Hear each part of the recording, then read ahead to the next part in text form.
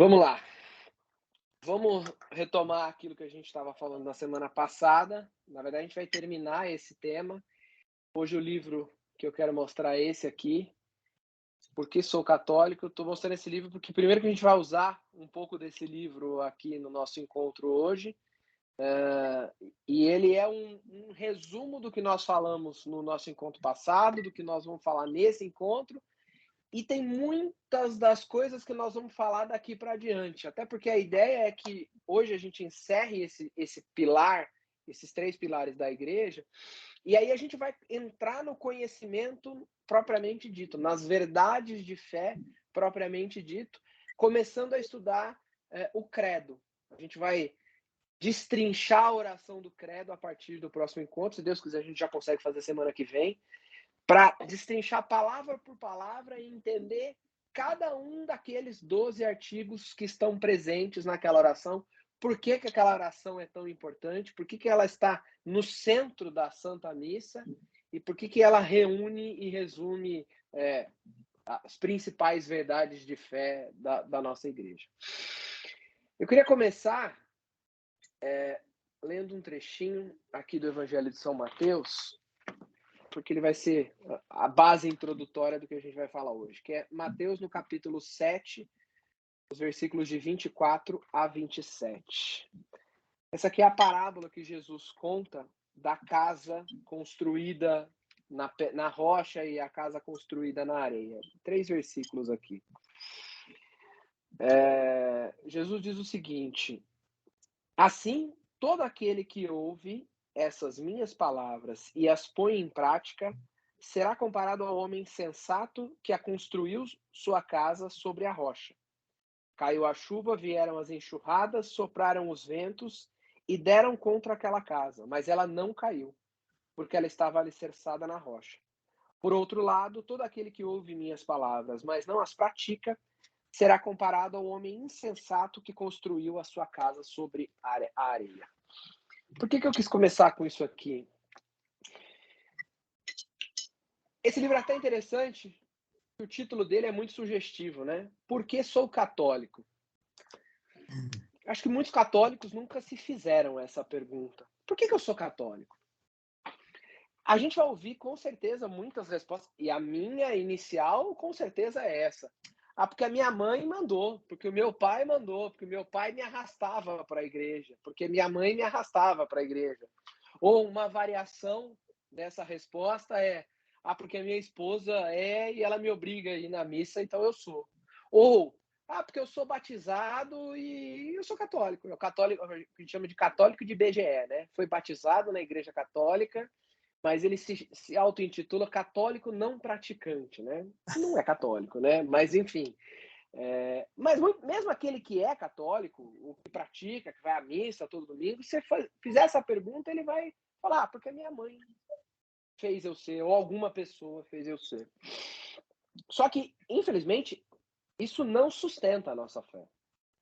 Não se a gente chegar à conclusão que a gente é católico porque alguma pessoa mandou a gente ser, ou aconselhou a gente ser, ou porque a gente está fazendo bem para alguma pessoa que pediu para que nós sejamos católicos, nós vamos ser igual a casa construída sobre a areia. Porque se nós formos o católico que só porque alguém... Porque eu fui pela onda, quando vier uma chuva, uma enxurrada, um trovão, ou, em outras palavras, quando a nossa fé for atacada por alguém que não é cristão e vem, por exemplo, com a história: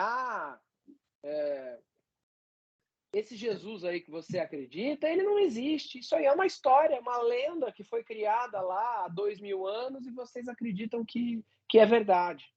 Ou, Jesus era um cara, um profeta importante, como o próprio islamismo acredita isso, que Jesus foi um profeta importante, muito sábio, mas não passa disso.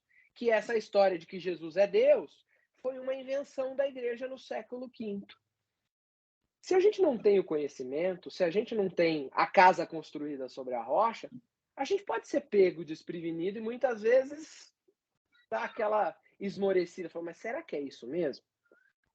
E um pouco disso é a razão pela qual eu quis fazer esses encontros, porque assim, eu já me senti e com certeza eu me tornei católico, minha mãe me batizou na igreja católica, meu pai me arrastava na missa, então eu acabei sendo. Mas a gente precisa entender, e muito mais a fundo, entender onde é que está essa estrutura. E essa estrutura dessa casa, que tem que estar sobre a rocha, ela está alicerçada em 3 pilares. Se ela tiver alicerçada em um pilar só, ela vai cair quando o vento vier. Por isso a gente precisa desses 3 pilares. Nós falamos do primeiro pilar no último encontro, que é a Sagrada Escritura, a Bíblia, a Palavra de Deus. Por enquanto nós vamos chamar de Palavra de Deus, mas depois nós vamos explicar que não é a Palavra de Deus propriamente dita, são as Palavras de Deus. E quais são os outros 2 alicerces? A Sagrada Tradição e o Sagrado Magistério. Esse as pessoas conhecem menos, os católicos conhecem menos. Só que a gente já, ao tempo que nós falamos de Sagrada Escritura, nós passamos por Sagrada Tradição o tempo inteiro. A gente falou muitas vezes sobre tradição e sobre magistério, a gente só não deu o nome certo a isso. Quando a gente fala, a igreja disse isso, a igreja fez aquilo, a igreja determinou tal coisa, nós estamos falando de um desses 2 elementos aqui, necessariamente. Só que a gente reconhece como tradição e como magistério. No Concílio Vaticano II, o principal documento do Concílio Vaticano II foi a Constituição Apostólica Dei Verbum. E ela diz o seguinte, que a Sagrada Tradição, a Sagrada Escritura e o Sagrado Magistério estão ligados entre si, que nenhum deles subsiste sem o outro. Ou seja, nós precisamos dos 3 para sustentar a nossa fé. Se a gente for sustentar a nossa fé só em um deles, ela vai ser como a rocha, a casa construída sobre a areia. Mas o que é então a tradição, a sagrada tradição? A definição mais simples e mais clara é a do Catecismo da Igreja Católica. É a transmissão da mensagem da salvação que a Igreja recebeu de Cristo por meio dos apóstolos. Em outras palavras, a Sagrada Escritura é a mensagem de salvação que nós recebemos por escrito. A Sagrada Tradição é a que nós recebemos de forma oral, é a que não necessariamente foi escrita.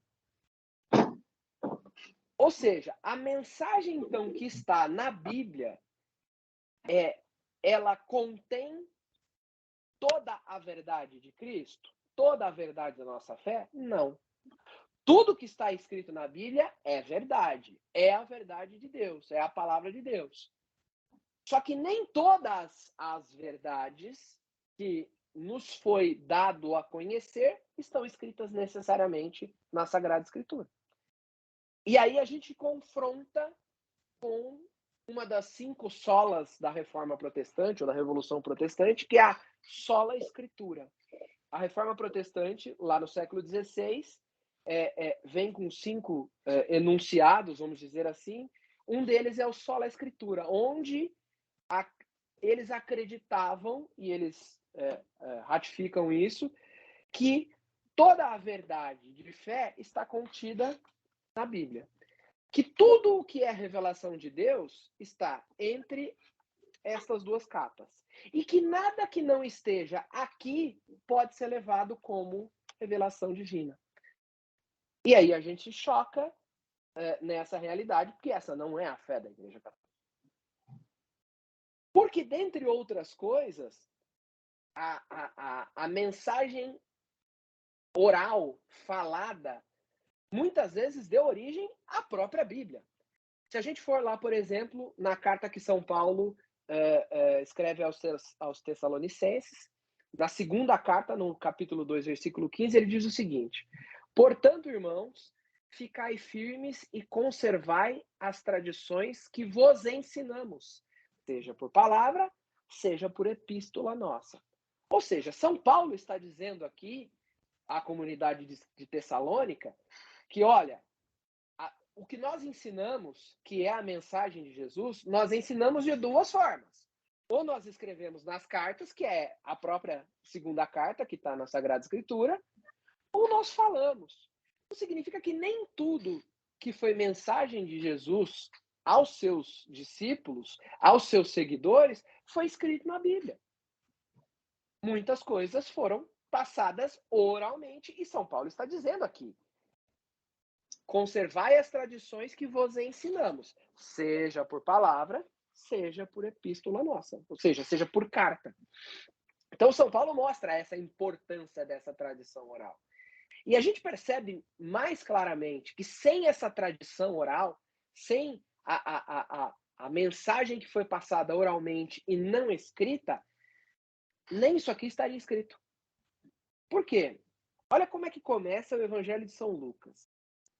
São Lucas não foi um apóstolo. São Lucas não viveu todas as histórias que ele escreveu no Evangelho dele. E olha o que ele diz aqui, logo no prólogo. Ou seja, no primeiro parágrafo, no primeiro capítulo, no primeiro versículo.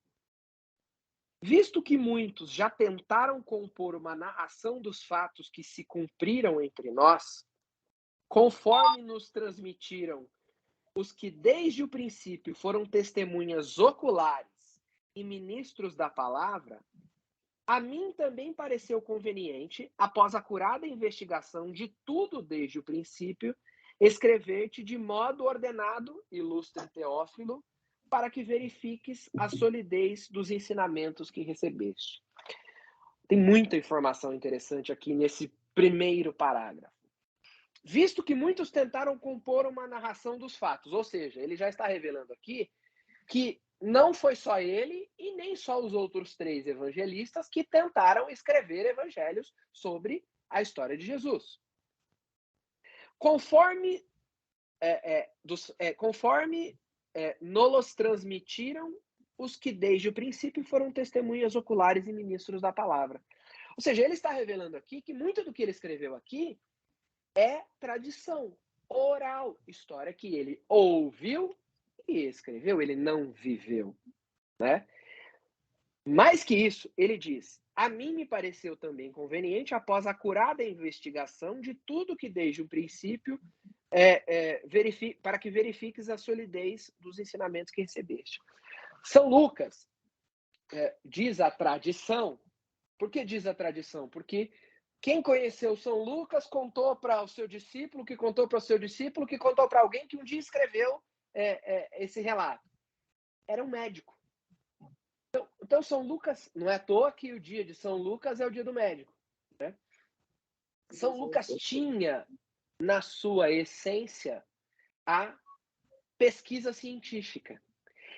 Então, o que aconteceu? São Lucas recebeu um monte de histórias que todo mundo contou para ele, mas ele foi apurar, fazer a devida, acurada investigação de tudo.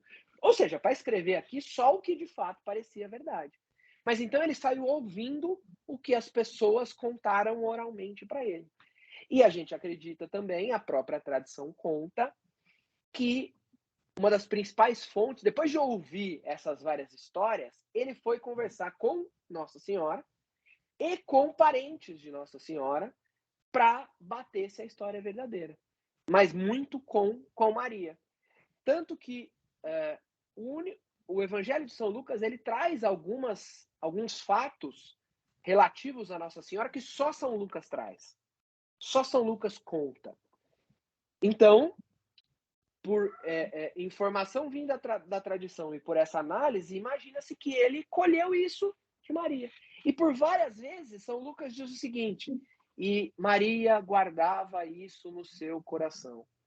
Ou seja, Maria contou para ele, falou: essa história eu trago comigo no meu coração. E aí ele vem e escreveu. Mas foi dito oralmente, não foi escrito. Né? Então, a própria Bíblia precisa da tradição, da transmissão oral, porque essa é a questão. Tradição nada mais é do que transmissão oral. E Sagrada Escritura, transmissão que foi escrita. E como é que se deu, então? A gente falou um pouco semana passada. Os apóstolos receberam isso de Cristo. E eles foram repassando para os seus discípulos, que repassaram para os seus discípulos, que repassaram para os seus discípulos. Assim, essa transmissão dessa tradição oral foi feita. E os discípulos, depois da ascensão de Cristo, que a igreja começou a se instituir propriamente dita, eles começaram a colocar os seus representantes na comunidade. E esses representantes eram ungidos. A Sagrada Escritura fala que os discípulos impunham as mãos sobre eles e eles eram, com essa imposição das mãos, eram ordenados representantes dos apóstolos. Quem é que é ordenado com a imposição das mãos? O sacerdote, o bispo. Então é uma tradição que vem desde o ano 33 depois de Cristo. A ordenação dos bispos. Quer ver uma coisa? Vamos ler lá em Atos dos Apóstolos, no capítulo 20. Atos dos Apóstolos, capítulo 20. Aqui. Nós vamos ler os versículos 28 a 31. 20, estamos aqui, 20.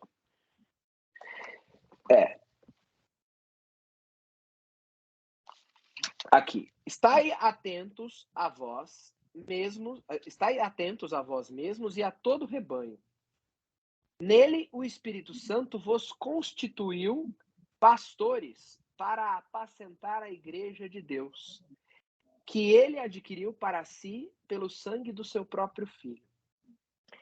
Algumas Bíblias trazem neste trecho a palavra pastor, algumas trazem a palavra guardião, e outras trazem, como a Ave Maria, por exemplo. Se quem tiver uma Ave Maria, pode procurar depois, que está escrito desse jeito. Nele o Espírito Santo vos constituiu bispos para apacentar a igreja de Deus. Então, essa ideia de bispo como pastor que apacenta a igreja não é uma invenção do século IV, do século V. Isso aqui é Atos dos Apóstolos, é ano 33 depois de Cristo, 34 depois de Cristo. Entendeu? Então, daí que o que nós temos hoje como constituição hierárquica da igreja foi criado pelos apóstolos. E os apóstolos deixaram seus representantes. Por isso que nós falamos no encontro passado que os bispos são os sucessores dos apóstolos. Porque isso começou lá de trás. Desse jeito, dessa forma, e isso foi passando. Então, nada mais é do que isso. Agora, de quem os apóstolos receberam os ensinamentos? De Jesus. E eles passaram para os próximos bispos, que passaram para os próximos bispos e vai chegando até os nossos bispos, propriamente dito. Aí, assim,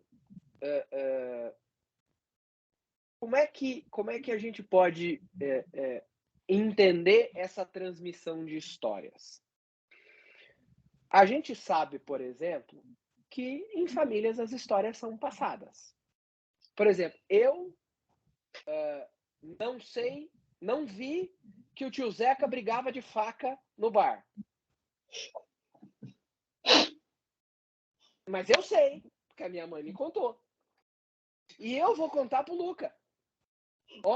Você tinha um tio avô que ele brigava de faca no bar. Tá escrito em algum lugar? Não tá escrito em nenhum lugar. Mas por causa disso é mentira? Não. É uma informação que vai sendo passada. A questão é que, nesse caso, nós estamos falando de uma história muito mais importante, de um ensinamento muito mais importante, que, ao saber da importância disso, a igreja guardou sempre com muito cuidado. Por isso que a gente diz que tudo que está na Bíblia é verdade, mas nem toda a verdade está na Bíblia. Aí tem uns trechos aqui que são muito bons para a gente entender isso. A gente tá, quem acompanha a liturgia da semana, viu que essa semana nós estamos no capítulo 17, que é a oração sacerdotal, né? E na semana passada, nós estamos vendo o Evangelho de São João trazendo a conversa de Jesus com os apóstolos depois na última ceia. Nessa semana ele está na oração sacerdotal e na semana passada foi a questão da vinda do Paráclito. E aí quando a gente lê lá Evangelho da semana passada, por várias vezes, inclusive, Jesus diz o seguinte naquele momento: não vos disse isso desde o princípio, porque estava convosco. Agora, porém, vou para aquele que me enviou, e nenhum de vós me perguntas, para onde vais? Mas porque vos disse isso, a tristeza encheu vossos corações. No entanto, eu vos disse a verdade. É de vosso interesse que eu parta. Pois se não for, o Paráclito não virá a vós. mas se for, enviá-los-ei a vós. E quando ele vier, estabelecerá a culpabilidade do mundo a respeito do pecado, da justiça e do julgamento. Do pecado, porque não creem em mim, da justiça, porque vou para o Pai e não me vereis, do julgamento, porque o príncipe deste mundo está julgado. Tenho ainda muito a vos dizer, mas não podeis agora suportar. Quando vier o Espírito da verdade, ele vos guiará na verdade plena. Pois não falará de si mesmo, mas dirá tudo o que tiver ouvido e vos anunciará as coisas futuras. Isso aqui dá 1 ano de catequese, esses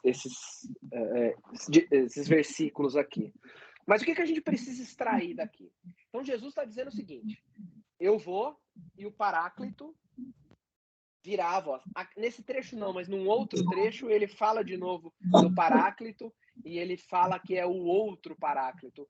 Quando a gente for estudar a Santíssima Trindade mais profundamente, a gente vai voltar nesses trechos. Mas o Paráclito é o advogado. É a palavra em grego que significa advogado, defensor. O que o advogado faz no tribunal? O advogado fala o que o cliente dele tem que falar. É o Espírito Santo que fala no nosso ouvido aquilo que a gente tem que falar. E é o Espírito Santo que vai nos ajudar a estabelecer a culpabilidade do mundo a respeito do pecado, da justiça e do julgamento.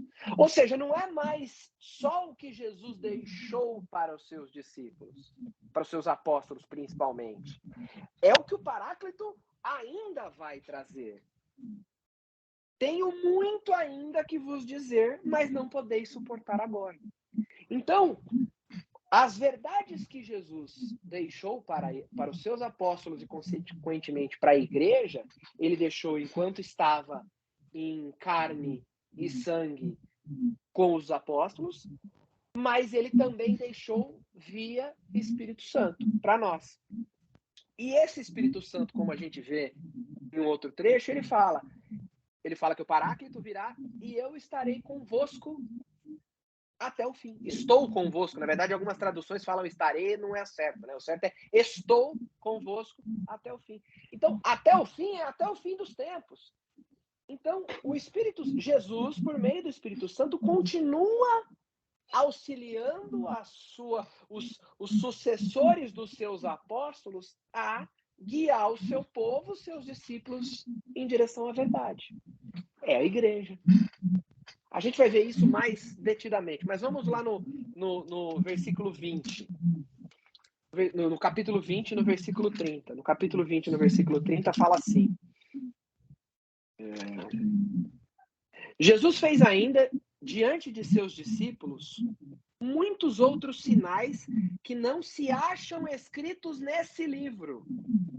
Esses, porém, foram escritos para crerdes que Jesus é o Cristo, o Filho de Deus, e para que, crendo, tenhais vida em seu nome. O Evangelho de São João é legal, que ele termina 2 vezes. Ele termina no capítulo 20, no versículo 30, e aí depois ele tem um epílogo, que São João termina de novo, o Evangelho. E a gente vai ler esses 2 finais. Ele diz isso, então, Jesus fez outros sinais que não se acham escritos neste livro. Ou seja, Jesus deixou muitas mensagens que não estão escritas nesse livro, mas que os apóstolos ouviram e que eles contaram para outras pessoas.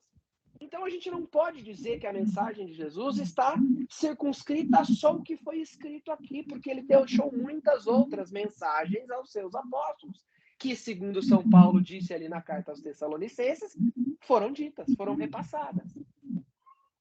E aí a gente completa lá no capítulo 21, que é o capítulo seguinte, no último versículo também. São João encerra assim: este é o discípulo que dá testemunho dessas coisas e foi quem as escreveu. E sabemos que o seu testemunho é verdadeiro. Há, porém, muitas outras coisas que Jesus fez. Se fossem escritas uma por uma, creio que o mundo não poderia conter os livros que se escreveriam. Então a gente vê claramente aqui que Jesus ensinou muito mais, deixou muito mais mensagens do que estão escritas aqui, e ele disse: o Paráclito, o Espírito da Verdade, o Espírito Santo, continuará convosco e vos lembrará de tudo que ouvistes.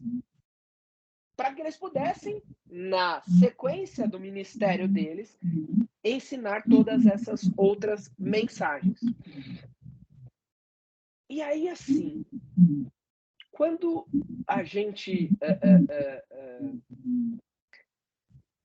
vai entender todas essas mensagens e todas essas ações dos apóstolos, a gente fala, caramba, mas espera aí, ele deixou outras mensagens, deixou as mensagens para os apóstolos repassaram. Que autoridade é essa, então, que Jesus repassa para eles?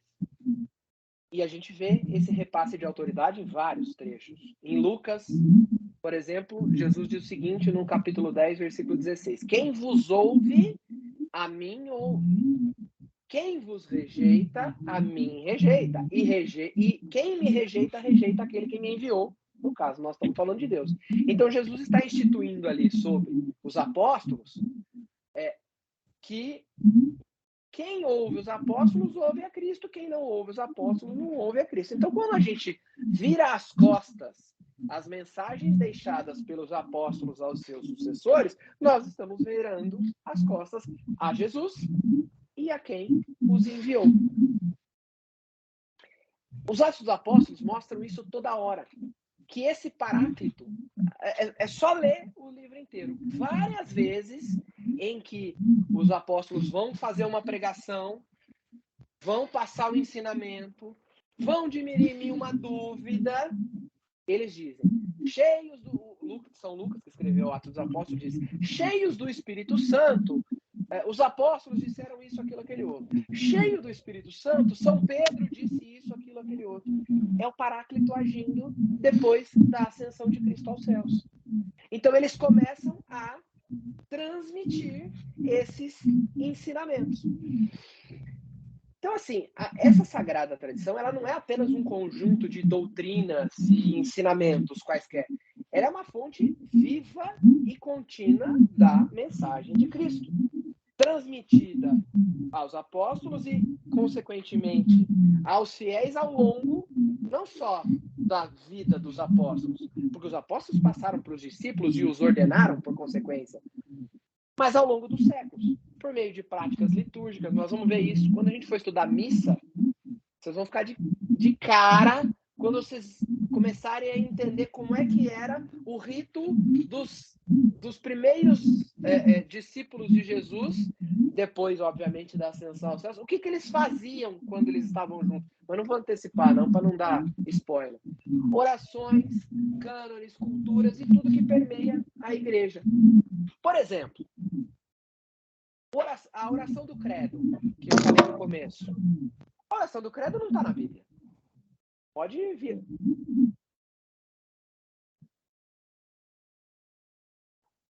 Agora sim.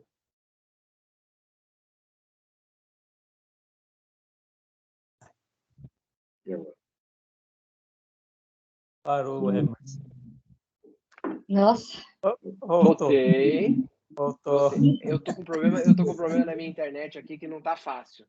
Nossa, eu levei um susto. O celular caiu aqui, eu falei, será que fui eu que derrubei o homem? Não, e você vê que a Eliane caiu também, ó. Eu caí e ela caiu, porque foi a internet que caiu aqui. Mas tá ruim a internet aqui. Vamos tentar voltar aqui. Vai dar uma picotadinha. Mas, ó, aguentou 30 minutos, até que foi bem. Mas eu tava falando o seguinte. Por exemplo, oração do credo, que a gente reza na missa. Alô? Vocês estão vendo e ouvindo agora? Sim. Tá? Sim? Ah, então tá bom. A oração do credo. A oração do credo não tá aqui. Pode folhear todas as páginas aqui que a gente vai. Mas a gente reza todo domingo. De onde é que veio a oração do credo? Os discípulos, os apóstolos, quando receberam os ensinamentos, eles foram passando para os discípulos. Em todas as comunidades, em todos os lugares onde eles iam. Só que era muita coisa. Eram muitos ensinamentos. Então, o que eles fizeram? Eles codificaram eles foram resumindo, porque vamos lembrar que nós estamos falando do ano 33 depois de Cristo. Não tinha caneta, não tinha papel, não tinha bloco de anotação, celular para anotar nada. Então, assim, era muito difícil gravar todos aqueles ensinamentos que eram passados. Então, o que eles faziam? Peraí que eu só estou tentando conectar um outro Wi-Fi melhor aqui, só um pouquinho. Tá difícil, mas... Olá! Pronto. Como é que eles fizeram, então, para codificar esses ensinamentos? Eles resumiram em artigos, pequenos resumos, artigos resumidos do que eram esses ensinamentos. E esses eram os artigos dos apóstolos, artigos de fé que os apóstolos passaram para os discípulos. E isso foi sendo mantido, foi sendo guardado ao longo da história, dos discípulos para outros, e para outros, e para outros, e para outros, e para outros. Até que, por 3 séculos, isso foi guardado. No século IV, a igreja fez o seguinte: isso aqui é o resumo do que é a nossa fé. Porque isso são os artigos de fé que os apóstolos repassavam. E a igreja sintetizou isso numa oração. E aí a gente tem a origem do credo, ou símbolo apostólico. O credo, também conhecido como símbolo, ele é conhecido como credo apostólico ou símbolo apostólico porque ele era o resumo das 12 principais ideias de fé que os apóstolos tinham. E aí isso chegou a nós, por quê? Porque a tradição guardou, porque a igreja guardou isso, e isso foi se repetindo ao longo desses séculos e chegou até a gente. Mas não está escrito aqui. Não está escrito, evidentemente, mas chegou até nós essa oração e esse resumo. Mesma coisa, não tem nenhum lugar aqui dizendo que sacramentos são 7. Mas como é que a gente sabe que sacramentos são 7? Porque esses sacramentos que Cristo nos deixou, eles foram sendo entendidos pela igreja, por seus discípulos, ao longo do... Alô, vocês estão me ouvindo? Sim. Tá. Não, é porque ficou mudo, mas ficou travado, mas que bom que vocês estão ouvindo. Eles foram sendo entendidos. Não foi assim, de uma hora para outra, a igreja falou, não, existem sacramentos, são 7, são esses e acabou. Mas eles foram, com a ajuda do Espírito Santo, entendendo todos esses dons que Jesus nos deixou, de várias formas, a começar pelo batismo, e foram entendendo que aquilo não era só um ensinamento a mais, que aquilo tinha um poder muito maior, uma força muito maior. E aí foram discernindo em cima disso e chegaram à conclusão que das tantas coisas que Jesus nos deixou, tinham 7 coisas ali que eram os alimentos mais importantes, ou as ações que Cristo nos deixou de forma mais importante. E aí a igreja definiu que são 7. Mas não está escrito aqui que são 7. Mas todos eles estão aqui. Eles não estão escritos como sacramentos. Lá na frente, se a gente resistir até lá, a gente vai falar sobre os sacramentos. E aí a gente vai ver que todos os sacramentos estão aqui dentro. Eles estão pré-figurados de alguma forma, mas eles já existiam ao longo da história e, por meio da paixão de Cristo, eles são sacramentados, propriamente dito. Mas, de novo, isso é a tradição que foi passado ao longo dos séculos e a gente foi entendendo. Logo, se isso foi passado ao longo dos séculos e a igreja foi recebendo todos esses ensinamentos, ela precisava discernir todos esses ensinamentos e peneirar, separar o joio do trigo, saber, assim como São Lucas separou o que deveria, o que não deveria colocar aqui no evangelho dele, esses entendimentos foram peneirados. Por que eles foram peneirados? Porque várias vezes ao longo da história houve discussão dentro da igreja de o que era de fato a verdade de Cristo e o que não era a verdade de Cristo. E aí, na hora de tomar essa decisão, a igreja precisava definir, não, olha, tem uma dúvida aqui. Então, nessa dúvida, a verdade é essa. Orientado pelo Espírito Santo, pelos ensinamentos dos apóstolos, essa é a verdade. E é daí que vem o sagrado magistério, o terceiro pilar que sustenta a nossa fé. Primeiro, Sagrada Escritura, os ensinamentos, a mensagem de Cristo que ficou escrita aqui. Segunda, Sagrada Tradição, aquela que não necessariamente veio escrito aqui, mas que foi passada oralmente. E o terceiro é o discernimento, o entendimento por meio do Paráclito do que era a verdade, do que é a verdade que nós deveríamos seguir ou não. Para as professoras do nosso grupo, que fizeram magistério, por que tem o magistério? O magistério, na verdade, magistério é uma palavra que vem do latim, né? Magisterium, que significa ensino. Então, por que tinha o magistério para formar as professoras? Porque magistério significa ensino. E é por meio do magistério, então, que a igreja exerce essa autoridade, tanto da doutrina quanto da moral, para orientar os fiéis na vivência da fé e na busca de santidade. Mas, caramba, de onde é que vem, então, essa autoridade? E aí a gente encontra lá em São Mateus, capítulo 28, é o último capítulo do Evangelho de São Mateus. A partir do versículo 16, são os últimos versículos do Evangelho de São Mateus. Jesus faz a última aparição na Galileia. Desculpa. E aí acontece o seguinte. Os outros discípulos caminharam para a Galileia, a montanha que Jesus lhe determinara. Ao vê-lo, prostraram-se diante dele. Alguns, porém, duvidaram.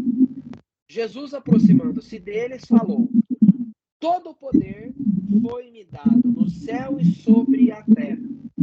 Ide, portanto, e fazei que todas as nações se tornem discípulos, batizando-as em nome do Pai, e do Filho e do Espírito Santo, ensinando-as a observar tudo quanto vos ordenei.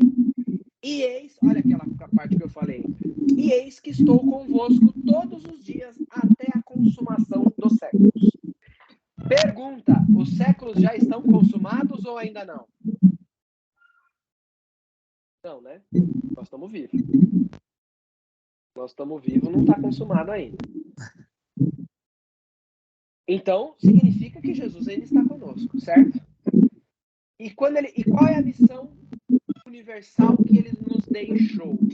Ide, portanto, e fazei que todas as nações se tornem discípulos, batizando-as em nome do Pai, do Filho e do Espírito Santo. Então, a primeira coisa, o primeiro sacramento está aqui, ó, que é a missão principal que Jesus deixou a todos. Ide a todas as nações, ide até os confins da terra e batizai a todos. Então, essa missão da igreja, de ir a todas as nações e batizar a todos, nada mais é do que a missão que Jesus nos deixou. E Jesus diz aqui, todo o poder me foi dado no céu e sobre a terra. Ou seja, toda a autoridade. Em outras traduções, ao invés de poder, a palavra que tem aqui é autoridade.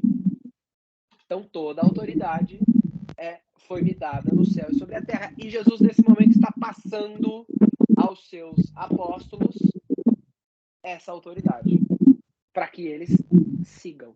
Então, isso aqui é um dos momentos da constituição da missão da igreja, passada por Jesus para os seus apóstolos.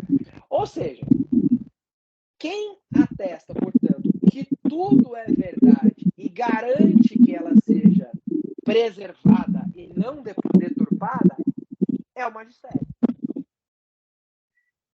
Agora eu pergunto, nós corremos o risco que ela seja deturpada? Né? E muito. E já se sabia do risco dela ser deturpada logo muito cedo. A gente lê na carta de São Paulo a Timóteo. A minha voz está saindo inteira ou está saindo picotada? Então, eu estou com um problema aqui. Vocês estão me vendo? Vocês estão me vendo aí ou não? Sim. Eu não estou vendo vocês, mas tudo bem. Deu uma melhorada no som, pelo menos para mim, porque estava muito baixo antes. Mas tá falhando ou tá contínuo? Tá falhando um pouquinho, dá umas picotadinhas assim. Será que é por causa do som aqui, meu? Não, eu acho que pode ser por minha causa aqui. Deixa eu tentar fazer uma mudança aqui, só um pouquinho. Tá bom. Não, mas tá bom, ela faz um barulhinho, mas para mim melhorou, porque eu estava ouvindo bem pouquinho, sabe?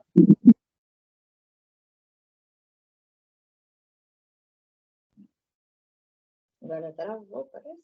Ó, e agora, como é que tá? Não, o som tá bom para mim. Agora tá bom? Tá bom. Só não consigo ver vocês, mas tudo bem. Nossa, que estranho. Mas a conexão não tá boa mesmo. Deixa eu tentar fazer um negócio aqui. Talvez. Nós estamos vendo todos. Eu não consigo ver ninguém aqui, mas eu não vou mexer aqui, porque eu posso mexer e desligar tudo aqui. Pode continuar que tá tranquilo. Tá. Manueline e Jaime, eu só vou pedir para vocês mutarem o microfone de vocês, porque tá dando retorno aqui e acho que pode ser que isso esteja picotando um pouco o som.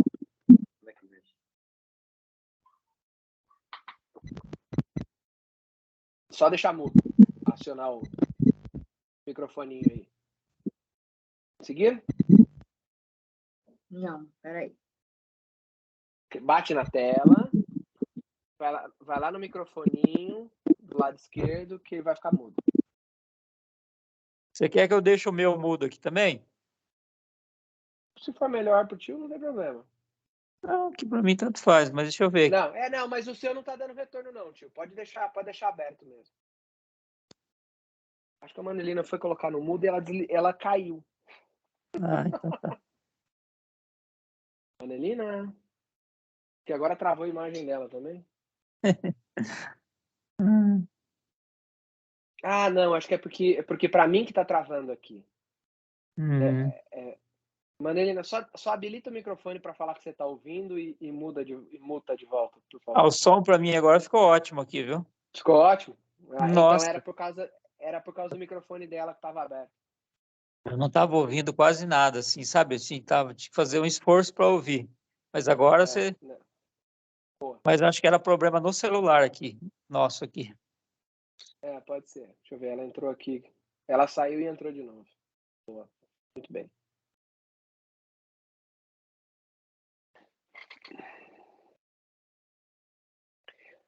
Bom, vamos continuar. Acho que agora ela entrou. Mas é que a conexão ela já não ficou mais tão boa, mas se vocês estão ouvindo, não tem problema. Sim. Eu estava falando da questão de esses ensinamentos serem deturpados, essa mensagem ser deturpada. Lá na segunda carta de São Paulo a Timóteo, no versículo 3 a 4, capítulo 4, versículos de 3 a 4. São Paulo diz assim a Timóteo: pois virá tempo em que alguns não suportarão a sã doutrina. Pelo contrário, segundo seus próprios desejos, como que sentindo comichão nos ouvidos, se rodearão de mestres.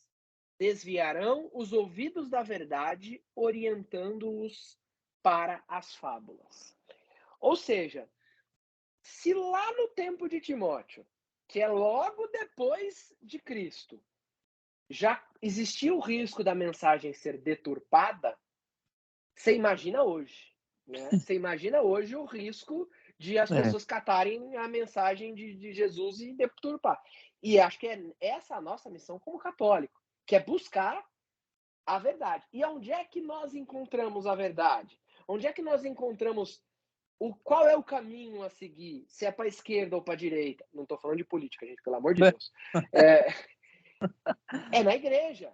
Sim. É na igreja, porque é ela que recebeu de Jesus a autoridade para dirimir essas dúvidas. Querem ver uma coisa? Quando foi o primeiro concílio? O primeiro concílio da história, ele é tão antigo que ele ainda está na Bíblia. Que é o concílio de Jerusalém. A gente encontra o relato desse concílio lá no capítulo 15 de Atos dos Apóstolos. Eu vou resumir aqui a história, mas depois dá para ler, é só ler o capítulo 15 que você vai entender.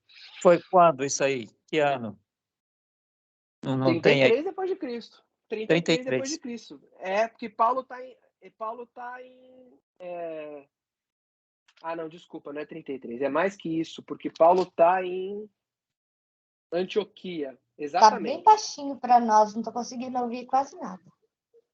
Eita, agora inverteu, hein? Inverteu, O volume está no máximo, hein?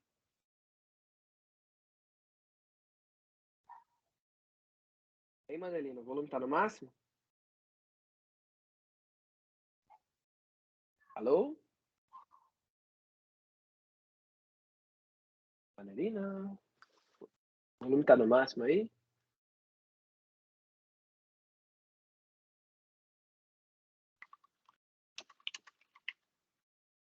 Manelina! Acho que não tá, acho que ela caiu. Não, voltou. Agora Oi, tô ouvindo bem baixinho. Quase que nada. Nossa, aqui tá difícil hoje, hein? Meu Deus do céu. Tá, deixa eu tentar fazer uma coisa. Eu vou tentar sair. Vamos sair todo mundo e vamos entrar de novo. Aí a gente continua a gravação depois. Vou até parar aqui, ó.